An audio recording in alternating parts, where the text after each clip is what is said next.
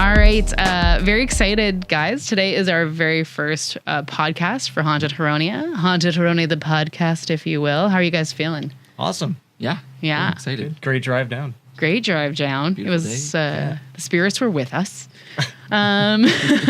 So for those of you who are listening, we are the creators and the faces as well of the show Haunted Huronia, and we're really excited to be coming and sharing some of the stories, some of the experiences we've had throughout our journey thus far and beyond. Okay. So before we get into what Haunted Huronia is, I was thinking it might be cool to just talk about who we are.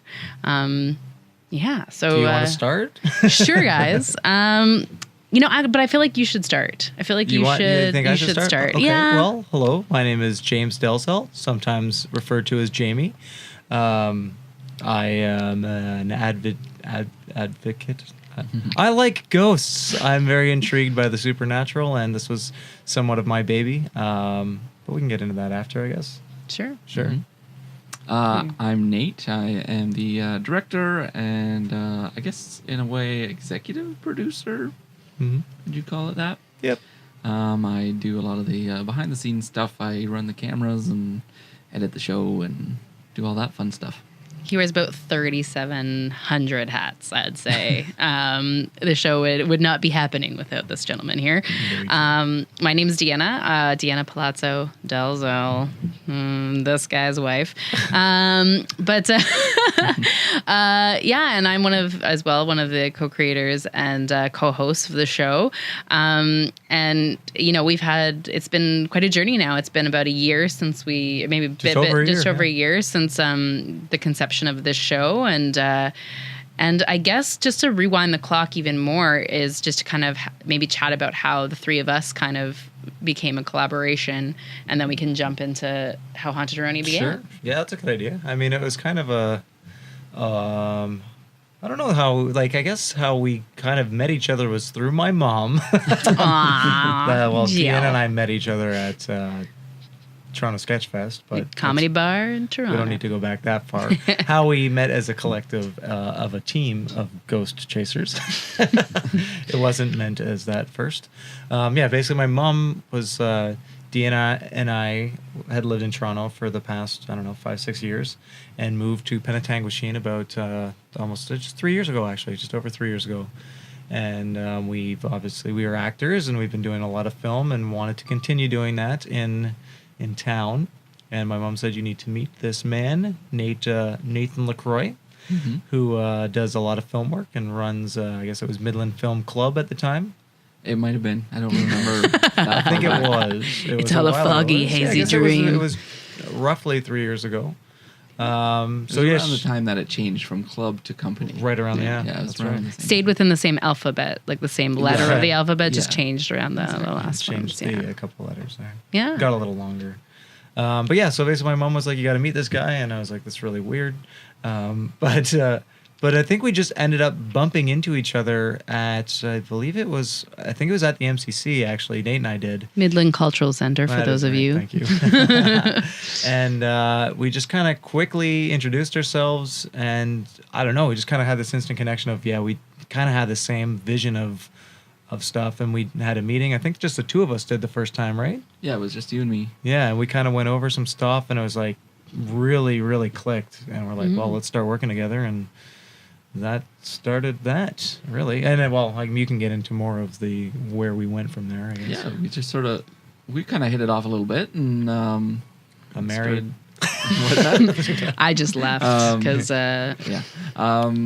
and then I had a release party, I think, for a DVD I was putting out. Right. And you brought I think that's one of the first times that I met Deanna. Yeah. That's right.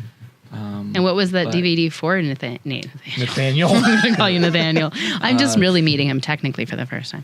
What was it for, Nate? That was for a little movie I made called Start Local, which was a local documentary I made all about supporting your local community. Amazing. So you guys came out to that to support me, which was awesome. And I said, well, I like the cut of your jib. So we... You did pretty great did jib. say that. No. Yeah. Sweet jib. Which... it was cool. And then we just started hanging out and making stuff, and I believe this is a long story. Yeah. It's like there's a lot of elements to the story of There how is. we got together and started doing stuff, because there's the whole sketch comedy element to it. Yeah, with Good Morning With Apocalypse. Good Morning Apocalypse, and you guys started doing that, and I already knew some of the guys in that. Mm-hmm. That's right. Nice plug, though. Good So job. it's probably a very complicated story to listen to. So we can fast forward really. through that and maybe save that for another time. Yeah, I mean, we started doing film challenges and kind of. Yeah, but that's how we right? kind of started getting together and doing stuff. And it evolved and fast forward, we did approach Bell with an idea that we originally kind of had been given the green light for to kind of play around with, and the idea didn't go through. And to any of you listeners out there, it just reiterates that fact of never give up. And at the end of the day, the path didn't go in that direction, but it by no means was the end. We created a really great relationship with Belle, and I'll swing it over to Jamie in a second, but we actually went back with a new idea because he'd said he really liked the team. He was really impressed with kind of what we had to offer, and then Jamie had kind of had this idea in his back pocket. So I guess you can talk a little about this. Basically, this whole concept of the show is something that I've been kind of plotting out in my head probably for 15 years or so. I've been thinking about it forever, and so we went to Bell. Had a pitch. They wanted to pick up the show that we'd originally pitched, and then it just didn't really fit with what their motto was, I guess, or their model. And they were changing things around too. They so were. There was a lot of for changes different going on. content than they were originally. Right. So there was a lot of changing, and they said, unfortunately, it just didn't quite work. And then logistically, it didn't really work for us when everything was all said and done. But this idea that I've been having and spinning around in my head sort of seemed like it might be something that fit what they were looking for. So I don't know. I just remember I was driving around the city. I don't know what I was doing, maybe an audition or something. And I remember parking. It was just outside Deanna's parents, and I just called. I won't throw any names or anything up, but the producer at Bell, and said, I got this idea. And just kind of spit it out a bit. It was like, okay, so it's a local show. We have a very haunted town, and there's a lot of haunted history, and there's a ton of allegedly haunted places in this town. And I know you're looking for smaller town stuff. Local community kind of thing. So I said, I have this idea. And basically, and I kind of spit out a few ideas at him, but I was like, I don't know if it's going to be like a reenactment thing, or I kind of threw that idea out, but more like a history about the locations, and then we do like an investigation, and there's a million of these shows out there right now. It's kind of the sort of a hot thing, but again, it's something I've been really passionate about for a long time. He loved the idea, gave us a pilot. He said, okay, I'll give you guys one episode.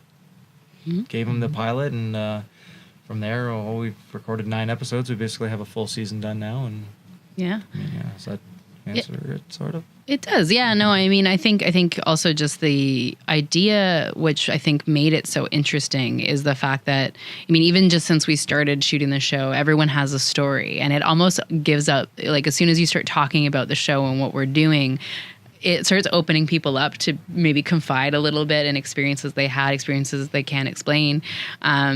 It's interesting because when, I was born and raised in Toronto and moved up to Penetanguishene about 3 years ago now, I guess.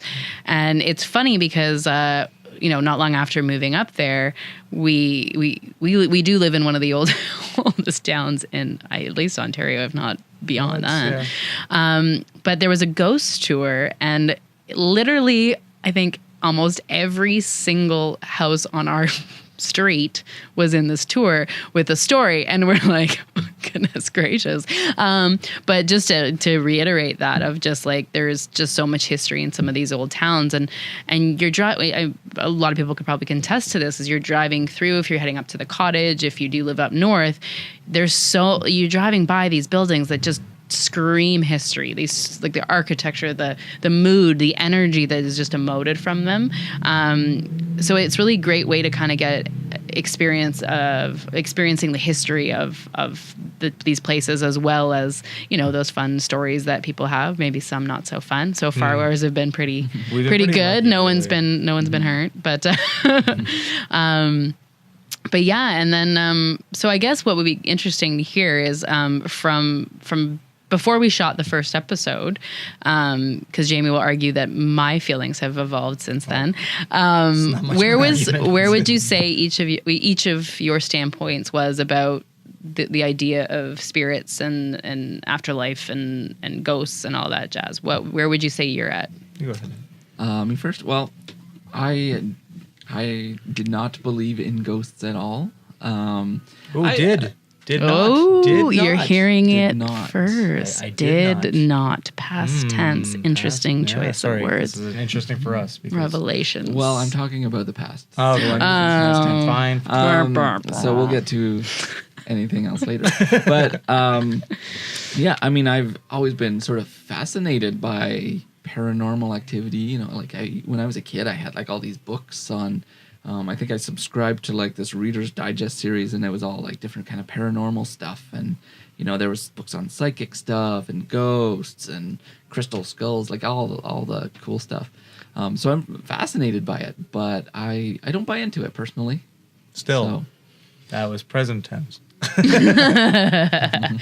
Damn. Yeah, I along the same lines, but more believe in it. Like I find it super fascinating since I was a kid. Same kind of thing. Always got like ghost books. I was always into like searching for spirits. I did play with Ouija boards when I was a kid, and do not recommend that to anyone. But yeah, I've seen some stuff that even before that I can't explain, and really put me on the spectrum of I believe there's something out there. I don't know what exactly a ghost is or what if it's different planes. I don't want to get into crazy theories or anything, but I believe there's I'm a believer, we'll say. Mm-hmm. And you? And me. Well, before we started the show, I've always had some sort of belief in some sort of spirituality. I don't think I could ever really define it. I've had people pass in my life from a very young age, so I always felt like there was there was the potential of someone being there. You know, when I almost drowned as a child and something triggered my mom to come jump in the pool to get me. You know, like there's so many different things. Being this close to an accident, or I don't know, or driving through a snowstorm and talking, probably looking, you know, not stable. We're talking out into the sky of like, no, protect me. So I think beyond my even being aware of it for a long time, but my dad was very much a skeptic and my mom was very much a believer. So I was kind of that person, and I still am in a way, is of try to rationalize everything out first. Okay, well, this is going like this. Well, okay, the meter's going crazy. It's spiking. Are we around anything that could be triggering it? That like, can this be explained? Can this be explained? Can this be explained? But in life, I think I always would, you know, I've had, and well, maybe we'll chat about this after. I've had other experiences that have happened to me that I, so much that you're awake, that it's happening, but you also can play devil's advocate. I often would play devil's advocate with myself to explain things away. But I definitely would say that, you know, after shooting the very first episode, it began to shift, because when you're seeing stuff happen, you're more open to it. Maybe you're a bit more aware. It just, and as we've gone on through this season, there's just so many things that I can't explain. There, you know, I'd be the first to admit when things don't make when things, you know what I mean? When I mean, there's been moments where I've been like, oh, it's this, and then be like, oh, I forgot to take the lens cap off. You know, like there's different things, but I would say I am a lot more open now to the possibility of things being, there being spirits that, you know, open to paranormal experience. And I think it's partially just due to my own shift in energy and my own shift in mindset. And I think what's really special about our show is that, you know, we go in respectfully. And we've actually had, you know, we had a medium that had reached out to us, and that was the first thing she said to us, was that she appreciated that we reached out and we weren't trying to poke the bear as one would on some of the other shows you see. So I'm definitely, I think I still try to rationalize stuff out, but I'm finding that more and more I'm connecting more when we're there, which throws me off and wait times that I don't expect. Because when we go in, we don't know what's going to happen. We kind of go in for the most part. Yeah. Yeah. Yeah. But if you could, what are some of the tools that are used on the show? Well, we started very basic, and like you didn't really get into some one of the kind of appealing things I think that a lot of people say about the show is we're not ghost hunters, we're not experts, and we're just regular people, and we kind of take you along on the ride with us, right? We don't pretend to be anything we're not.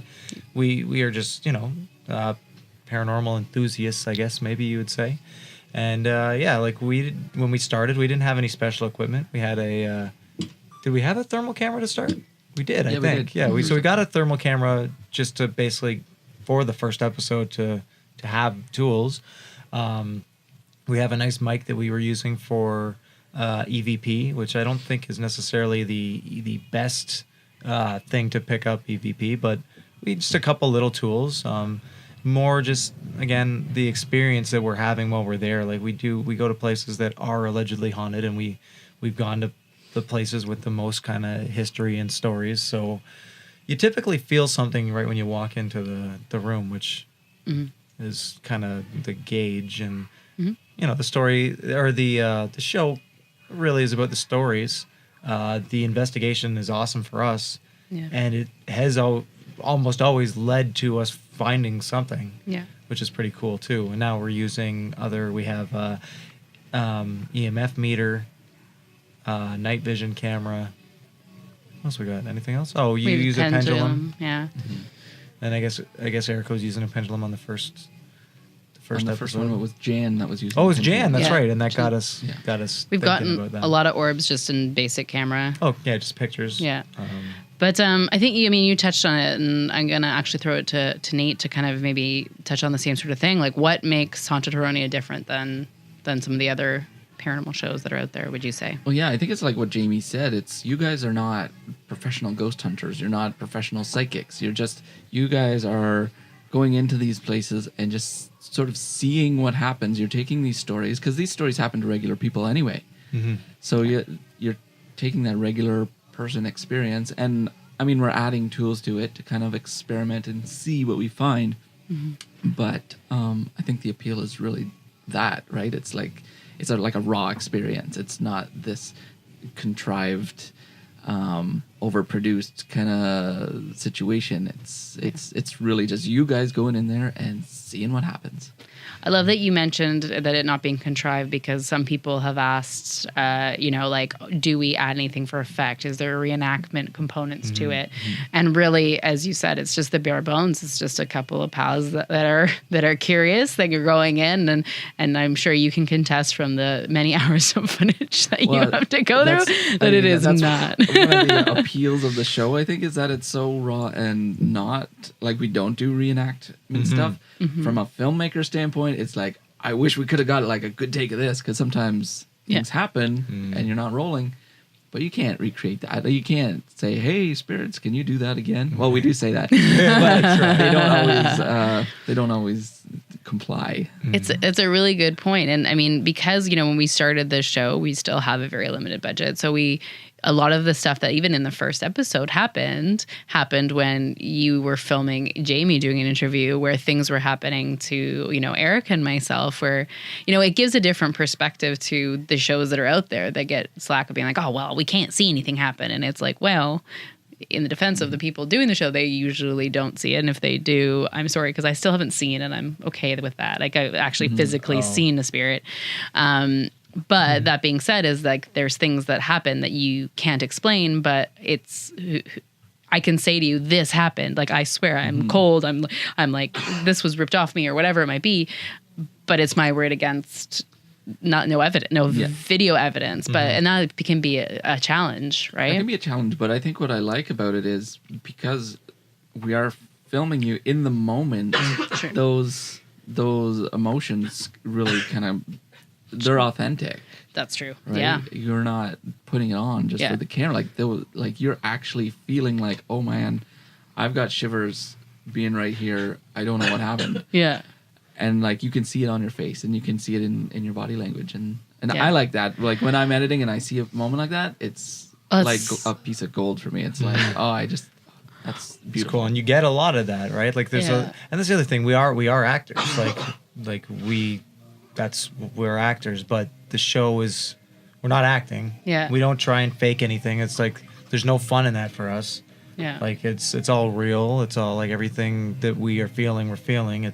We don't put anything on. Like you said, it's not like, well, let's do another take and like, up the emotion. Yeah, no. Like none of that's going on, which I love. You don't want to mess around with that. And like, in a lot of ways, like we're really pushing ourselves. We're going out of our comfort zone. Oh yeah. Like you guys are going out of your comfort zone, not having anything rehearsed and nothing planned. For me, it's like, okay, I have to take this raw experience. I can't go into it and say, okay, well, guys, listen, that thing should have flew off the shelf a few minutes earlier. We got to redo it. Let's reset. Okay, Casper, you got to and do it again. I think that pushes us to make a better show.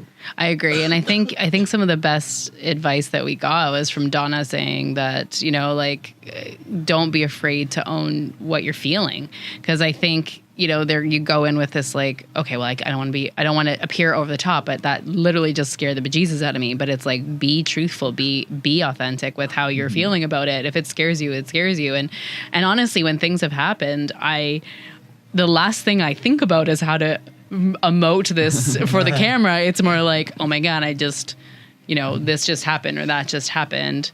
But I also think what's really interesting about our show is that because we just are ourselves, and even with the people that are, giving us the tour of the venues or what have you, we're just having real conversations where, some reveals from the people happen just through the conversation, which because we're filming the whole time, we capture those moments. And sometimes it's that I'm trying not to reveal things from episodes, but where someone will on a side conversation say, oh, well, this was supposed to be like this, but I've noticed this happened, where the conversation might not have happened if you were just like, okay, now it's your turn to talk. Now like you're just in an interview format. And we've kind of played with that a few times over the span of the show. There's that was kind of one of the things that you sort of touched on earlier. It's kind of cool how like a lot of people will be like, oh yeah, no, I don't believe in anything. And then a couple minutes later, they'll be like, but there was this one time and I just can't explain it.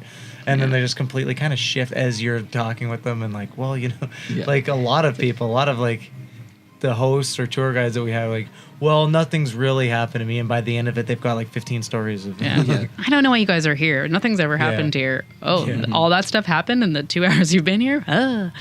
Yeah, it's hard to not talk about the episodes and what's happened in some of them because you'll just have to keep listening because we're gonna talk about them. I'm sure stuff will come up at one point. Yeah, but sure. Like there's stuff. Some of the interviews I like are the people who come into it saying, "There's the one from that."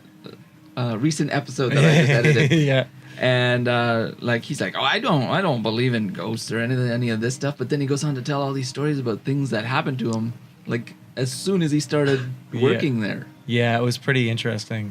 He within the 5-minute conversation was like, well, I don't believe in it, to like, well, there's something weird, and then this thing, and then this thing. Like he kept coming up with more and more stuff that he realized. I think we give people permission to think in that way because people get nervous to talk about it because they don't want to seem like off the rocker or anything like that. Also, but it's like the majority of people, even just from talking about the show, there's less people that are like, oh no.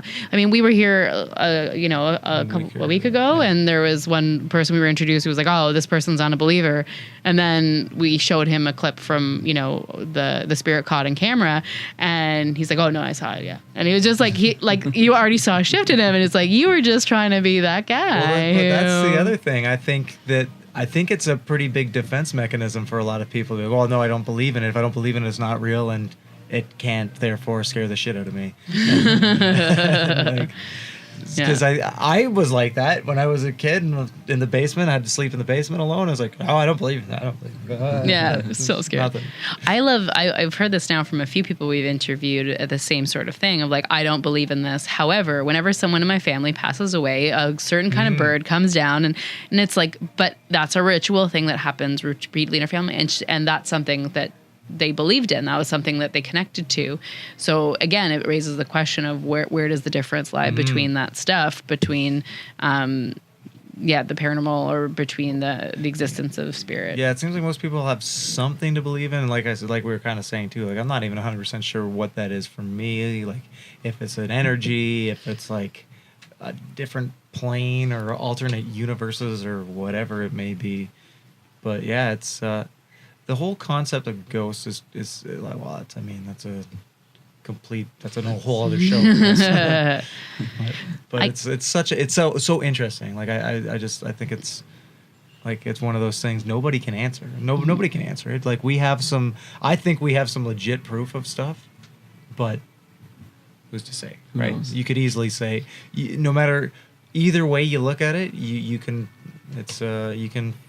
argue it either way. Right? And we're always open to hear if people's perspectives or people's thoughts on it. We're very open to that.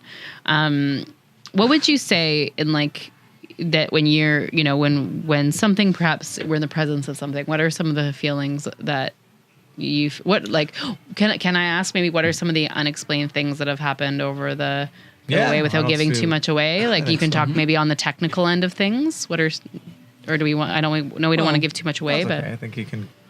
Some stuff happens basically every episode and every time. Yeah. There's usually something that comes out of it. Even sometimes we'll leave an episode, we'll leave a location, and we'll be thinking like, oh, not a whole lot happened.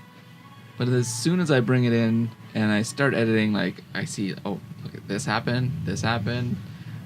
Like, how did we think that nothing happened? It's almost like our memory gets wiped after we go to certain places. And that happens it's the ghost. A lot. I almost every episode I leave in like, wow, that's unfortunate. I don't know how we're gonna find anything out of that. And then you look back and you're like, holy, there was a lot of stuff that happened. Even if it's just combing through photos where it's just like, I remember there was one episode, I think it was the Discovery Harbor episode, and it was like I took 12 pictures and in 4 of them there was orbs or something that looked weird, that didn't make sense. And it's just that kind of stuff where you're like, again, you walk away being like, oh, my camera's acting up. I could only take 12 pictures, yet there's still something there. Or, some of the other locations where things are caught on cameras we didn't know were on, Cameras shutting off. Batteries draining from day one. We had some first episode. Sound issues on one of them, which didn't make any sense. Yeah, there was a couple weird sound things on almost a bunch of the episodes. A bunch where it's just like, I find a lot of times your mic's just shorting out, which is probably odds are it's not the same mic every time. I think I tend to be the one that does the pendulum stuff. I tend to be doing a lot of the connecting stuff. Perhaps it could be that because you're almost a medium without being a medium. You seem to. Well, even Donna. You should mention who Donna is. You mentioned Donna. Yes. You could probably mention who she is. Donna was, we kind of had referred to her as our medium expert, our spiritual advisor. And she was such a big supporter, believer of us, and encouraged us along the way, encouraged us to get some of the equipment that we had. And as you can hear, I'm referring to her in the past tense. Unfortunately, she passed away a couple weeks ago, and we're very sad about that. And we will be putting together a bit of a tribute to her. So stay tuned for that, from a really special interview we had. And it's pretty amazing because she really reached out to us at kind of the best time. Because we're, as we've said, we're not experts. We don't pretend to be. But again, going in, not being able to really explain stuff. But when you start, we'd done a couple episodes by the time our conversation first happened with her. And I ended up being on the phone with her for about an hour and a half. And we were sharing stories about locations that we'd been, but I hadn't revealed to her anything that we'd seen or anything like that. And she was talking about the same things that we'd seen, and experiences. And some of the experiences we had that no one from those locations had told us about. So it's not like, you know what I mean? It's not like it was the same story that everyone's had. So it gave this sense of like, okay, a little bit of confidence that, you know, we're not losing our minds. Like what we're feeling, you know, we're on the right path because there's, you know, someone else has experienced similar things. But a remarkable human being, a remarkable woman. We had the privilege of actually having a video conversation with all of us. Her granddaughter set up her Skype for her. It was very adorable. She mentioned that she was a medium, and she actually has some pretty substantial credits to her name. I think she worked on some other shows. She had. She did. She also worked for the police for I don't know OPP, the acronym there. That I can't remember which one specifically, but she connected with Jamie about a case that was very something that for as long as I've known you've talked about that case. I don't know if it's something you want to go into, but it was something that kind of came up. Yeah, maybe not. That's okay. But it was interesting because they just, again, were able to have that conversation. But I don't know if we want to, I mean, we're kind of we're going to be wrapping up soon, but if anyone wants to share something, an experience or anything that they've had along the way that they want to tell us about, it doesn't have to be obviously from the show. Well, I like to ask Nate some stuff here. Yeah, I'm into it. Because because you've seen some stuff happen that we for sure can't explain. Like I know you've tried. And we all try. We do all try and figure out what stuff could possibly be. But we've definitely had some things that, like, you can't explain them. Mm-hmm. And so where do you, like, how does that, do you just like, nope, it didn't, it's, you know what, whatever, it's... I think in my mind, so when we're shooting the show, it's different because I'm in a different world. I'm just in the camera, right? Like I'm an observer, and I'm the type of guy who, you know, I remember a couple years ago we went camping and we saw a bear going through the woods. I'm not the guy that gets in the car and goes. I'm the guy that gets out of the car and grabs his camera and runs after the bear. Yeah. So I'm in a different headspace during those That's true. investigations. So nothing that happens while we're filming affects me really. Like it doesn't register. It doesn't register the same way. That's awesome. Once I'm editing, that's where sometimes I'll get like the heebie-jeebies, and you know, I'll see some stuff. There's some footage that it's actually on our YouTube channel. Yeah. That footage. That one gave me the shivers, and it does. Honestly, saying that gave me goosebumps. I don't know how to explain it. Now, I have some theories on what that particular one could be after seeing it about 500 times, but there's still some other stuff where, you know, that we've caught on the thermal that I'm like, well, I don't know how that's going to happen. Now, saying that, I don't know what it is. But that doesn't mean it can't be explained. Right, I don't know everything. Of course. And that's sort of where my mind goes. And that's how I kind of stay skeptical is just because I don't know what it is doesn't mean it can't be explained. Doesn't, you know, my answer to it doesn't have to be it's a spirit, it's a ghost. Right. It could be something else that some factor I just don't even know about. So that's how I sort of explain it away. And it's not a conscious thing. I'm not thinking, well, I must be able to do this. It's just, that's just how, You're after so many years of being skeptical, that's just how my brain. I think that's great though, because I think that allows you to truly be the audience perspective because you are seeing it the same way as they would. Right. So I think that that's really cool. And oh goodness, there was something else I wanted to say on that, but that's really that's a really interesting POV to that. What? I'm pointing to you because I'm trying to think of what I'm trying to think of what I was gonna say, and I'm losing my brain. Oh, that's okay. There's I don't know. I find that interesting because there's just I wish we could kind of next episode we'll bring some footage and we'll talk about some stuff and go into that. But yeah, it's just. I don't know. The whole thing's just... The first season has been amazing. I'll just go on that. We've been really lucky. We shot 9 episodes, and and we've been, I'd say, we've had success, I'd say, in all of them. And I think, you know, what's kind of interesting to me is how each one is sort of different. They're almost like their own separate little films, and they, the common theme is you guys in these investigations, but each episode sort of takes on its own different. It's not like the same formula every single time. Yeah, you that's don't true.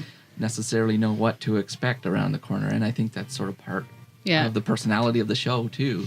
Well, I like that we don't take ourselves seriously, and I love that you capture that on camera. Like where, if we have a little bit of a goof up, you call us on it, you call our bluff on it. I think that's fun. It makes the show give it a bit more light to it. Yeah, if you watch the show, make And sure we're you watch it goofballs. right till the end, Through because the end because credits, Nate 'cause always has sometimes there's a nice little nugget I like to throw in usually at like the end. That's Nate's often little sort of little button. Oh, here's how we explain that. Yeah. Sometimes it's something significant that happened and it gets explained at the end. Yeah. Sometimes it's just something little that happens. And, but I love that. It's a lot of fun, and it's a lot of fun to look for those moments too when you're editing. When you're, sometimes I don't even know which one to choose because there's a couple of them. Yeah, there's usually one of those every time. And you'll usually get some of like our marital spats. Like, There's not. Oh, you should see Not the folder. spats, You should see the just- You different got a whole folders I folder? have for the footage. I got like Jamie and Dee strapping. I have a lot of Jamie just singing to ghosts. that Do I do happens. that a lot? Yeah. Yeah. You do that a lot, or whistling. And Oh, I whistle. Yeah, it's just a bunch of clips of me whistling. there is, yeah. That sort of started recently. Wasn't that something that Donna suggested? Maybe, Might but be, you just yeah. do that in general. Like people will be coming over and you'll be singing in the shower. You got no I'll worries just come about to your that. house and I'll hear her down the hall. Yeah. Singing the song about putting your underwear on. Like, Oh, I do like to sing. His, about what his I'm album doing, drops yeah. shortly. but to be fair, I do the same thing, just Yeah. not when people are over. Oh, okay, Jamie well. is no filter. Yeah. I should mention that I'm also a type 1 diabetic, so you may hear me, if you are watching the show, you may hear me make reference or Jamie asking me how my blood sugar is. That's because I'm a Not diabetic. And I tend to some of the feelings that you get when you're feeling perhaps the presence of a spirit can be similar to signs of low or high sugar, hypo or hyperglycemia. So if you hear those references at all, that's what that means. That's just him checking in.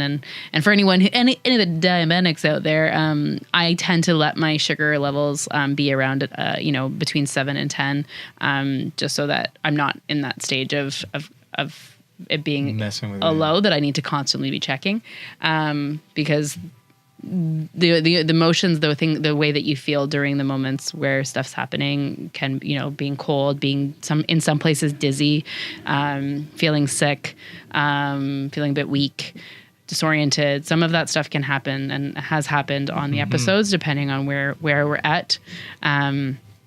Throughout, so I just thought that was a good thing to. Yeah, just comment that's a on. really good thing to say. It's like you kind of mentioned earlier too. We have been lucky. Like you watch some shows, and then regardless if they're putting it or not, you also hear a lot of stories that sometimes people get hit or scratched, or ghost follows you home and haunts you forever. But we take precautions against that. We right? do. We do. We actually. Which it sounds kind of ridiculous, really, when it's all. But we do. I don't care if it's ridiculous. I will do it every time. And I'll do it every time as well. You want to get into that kind of maybe? You can talk about that I a always bit, 'cause- I always mispronounce what it's called, but Erica has precious stones, as I believe the term, and we do visualization, basically a protection of imagining ourselves being surrounded by white light, and the idea is really just to create a safe bubble for ourselves so that spirits don't Penetrate come home the with bubble. us, we always. We're always very respectful. Even when we do pendulum, if we ask the spirit if we are able to connect, do you want us to leave? And if they say yes, I can say we pretty much always are out of there within a reasonable amount of time. We think I don't know. You're like, you want us to leave, but we're not quite ready to leave. Well, We no, I mean usually the room, that room. Oh, the We've room, always yeah, leave yeah, the room okay. within about 5 minutes, and that That's I true. think there's That's pretty other true. shows that would perhaps continue to poke the bear, because even Donna had said that she once got slapped by a ghost, but she was like, I deserved it. I was like, I don't know what you did, but I'm gonna. But I mean, we've had people we've interviewed that have literally seen a spirit walk behind us, and and what are your thoughts on that before we kind of wrap it up? Like, do you want to see? Here's the thing. I always have said I do, but also in the same breath, like, I really don't know. You know what I mean? Once you see it, you can't unsee it, right? Like, once it's there, that, like, who knows how much that could really affect your psyche and your mentality and stuff. So I like the intrigue of, you know, oh, maybe, and I think that's what most people say, even if they see it, like, it's maybe my eyes are playing tricks on me, maybe, you know what I mean? Because who knows? I probably have seen one in my day. Yeah, I mean, guess, how do you even know if you've seen something? Exactly. Yeah, Could all be in your because head. what are you seeing? It could be like Ghostbusters, where you see a very obvious Slimer monster, but I severely doubt it. You know, Right. if you see something, it's probably going to look fairly human. Well, and that's what baffles me too. And some of the stories that we hear, you know, will be like, oh, well, that person was sitting at the piano, that person was there, and it's, well, that person was very distinct enough for you to ask about that person sitting there. You know, you have this idea that it's, you know, like I don't know who the character is from. Like, was it the Liquid O-Town, like Liquid Dreams, like the clear water people? But like, or I guess TLC had it too. But that's what I'm saying is that kind of illusion of the outer, like, of that of a non-full image, because you hear about that, but you also hear about the concept of someone literally standing in front of you and then turning around and they're not there. Yeah, that's, you know, that's an interesting thing. And I've seen, like, I do watch a lot of, like, ghost videos and stuff, and yeah, you see some weird, and who knows if it's real or not, but some stuff where you know, it's like a security cam and you see somebody walking and then they're just gone. It's like, that wasn't it is interesting to, yeah, it's like, are they just like full out, like, just like you or me talking here, and then it's, which sometimes it leads me to believe maybe that is a different plane or a different, you know, weird alternate universe or something crazy. I think for me, it's the same as that concept of, once you see one, like, is it going to be like, I know, I'm sure there's a better movie that I can't think of right at the moment, but it's like where it's all the time, and that, like, Sixth Sense? Maybe, but it's like, I think of, you know, when people that are mediums or people that have people connecting to them all the time, there's no ability to switch off. Like, if I want to go and spend some alone time with, like, you know, and hang out by myself and read a book, I know that I can go and do that and close some doors and I'm good. With 2-year-olds, it's hard, but you know what I mean? Like, it's, but when, with that kind of thing, it crosses, as you said, it crosses another level. I mean, I think there's still a safe distance for us right now because we haven't physically seen anything in front of us. All of our evidence, other than the feelings around us and the sounds around us, and maybe some sort of touching, some physical stuff, but physically seeing something is what I mean. There's still that ability to kind of keep it a bit of a distance away. That I think it. And who knows? Season 2 is coming. We've got more to conquer. Oh, big time. But there's another thing, because there's like we're saying, there's a ton of ghost shows. But I don't think there's ever really been one that catches, like, what you're saying on camera, right? Like, ghosts, there's a lot of hype. Whenever I watch them, I feel like, oh, they're building the suspense, and then there's no real true release for that suspense. You know, like, there's something happens that's very unexplainable, but it's not groundbreaking. It's like wow, this is definitely a ghost, you know? Yeah, like, I don't know if that just doesn't exist. They are pretty crafty, those ghosts, though. Like you're saying, like, a lot of times when there's something going on, the camera over here, something happens behind the camera, it's almost like automatic. Yeah. Like, why did you have to do that over there? Just to They know tease it's us. on. Just camera shy.